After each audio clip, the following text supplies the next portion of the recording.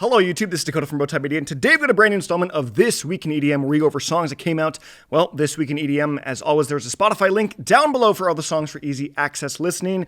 But without any further ado, just remember that these are just my opinions. Don't take them as gospel truth. Let's hop into the bad category.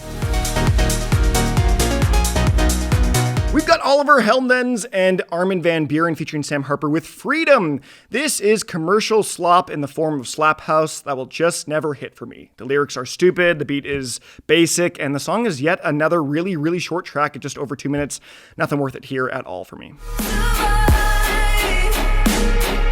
We've got Avance and the Arcturians with Survive from the new I Saw the Screen Bleed album by Avance. Pretty boring song, honestly, this one in particular. It's got all the makings of an intense and moody dubstep tune, but just kind of does absolutely nothing to it and with it. It just feels like the track is 50% done, honestly. We got TroyBoi and Gianni Blue with APUKALA, I want to say. Pretty generic trap that offers not much for the listener to really engage with. The kind of off-drop sections don't really build in too much, and then the actual main movements of the track are pretty uninterested for the most part. Then we got Alesso and John Alto with Lonely Heart, a main stage big room track with not a lot happening in the big movements of the track yet again here, another track on this week. But yeah, this track samples, essentially redoes Yes's Owner of the Lonely Heart. And while I don't think it's an egregious misuse of a classic sample, the track just doesn't really pack much of a punch. And typically that's fine, but the whole tune is set up to have this big kind of festival finale. It just doesn't really land. Then we got Ganja, White Knight, Wooli, and Amidy with Rise Up, a big dubstep tune that's really neutered by its mixing here. The snares are super weak, and the whole thing just feels a little stale. I do like the long run at a track like this with the longer movements, but the track kind of feels stuck in 2014. And then we're moving into the meh category with Code Pandorum, Klaubauf. Pretty generic, atmospheric, and creepy dubstep. The track is very slow in its pacing, and the drops are quite straightforward. But I don't think it's that bad of a tune. I just also don't think it's that great of a tune either. Then we've got Kayzo and Story of the Year with Can't Slow Down, a huge sounding mid-tempo track with a lot of metal elements, both vocally and within the mid-tempo sound design with a more kind of metallic sounding synth and crushing electric guitars. In all of the kind of rock, metal, EDM fusions, particularly in dubstep that I've heard over the years, I do appreciate that this one is a little bit different with its style overall, but it just didn't all that land for me in the end. Then we got Party Favor with Your Love, a simple house garage tune with a lot of emphasis on those vocals and accompanying chops. I like the vibe of the track, but it just is a touch too short for me, and with the essentially copy-pasted drops, it's not really one I see myself coming back to a whole ton. Then we got Jauz and Pilo featuring Zion, one with Don't Lose Your Head. Part trap rap here and part underground tech house. This is a unique track for sure, but one that just feels a little off. I think if anything, the juxtaposition from one style to another just doesn't land as the transitions were a little abrupt, and Zion's rap vocals felt a little phoned in, I would say. Then we got Steve Angello with Hooligans, kind of a boring main stage track with a bit of nostalgia bait to it. It's got inklings of early 2010s big room with a big synth sustain, but otherwise is kind of void of much substance. Then we got Andrew Bayer and Oliver Smith with Be Kind Rewind from the new EP of the same name.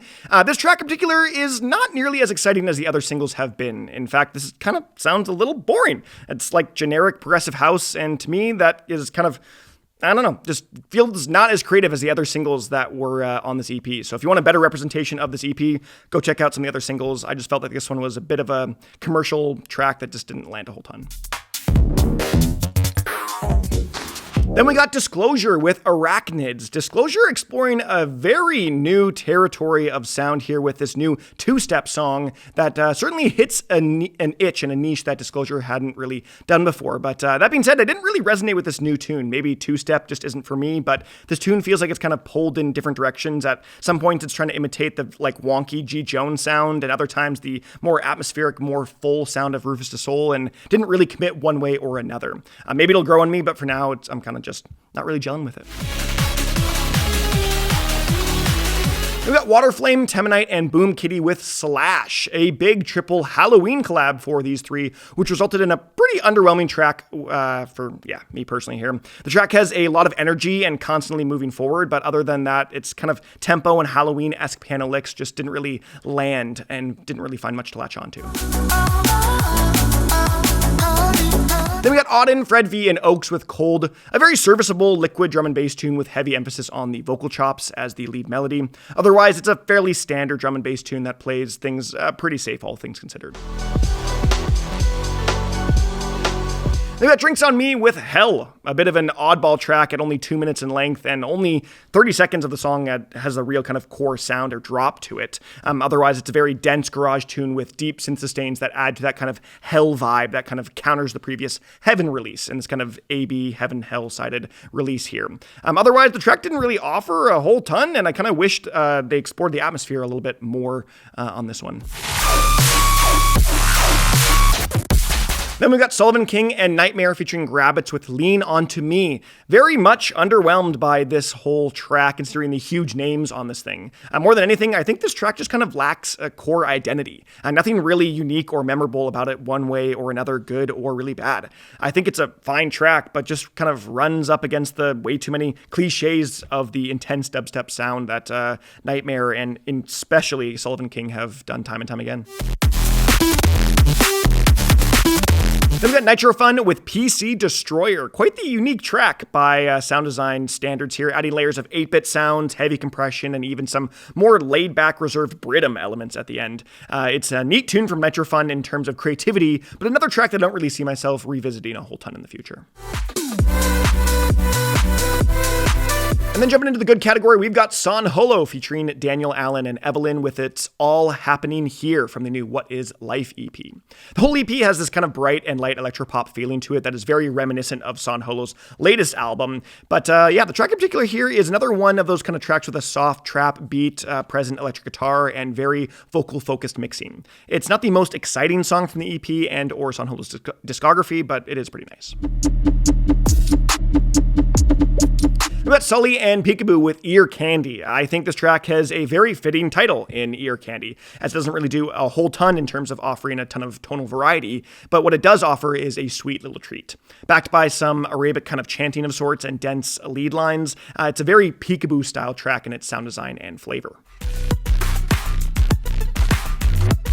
Then we got Varian with Ill Bleed from the Shout and Echo EP that's out now. This is a dark, moody, and brooding track with an industrial feel to it. It's part techno, part truly electronic, and keeps things kind of on brand for Varian here with a kind of signature vocal chanting, albeit a little bit more subtle on this one.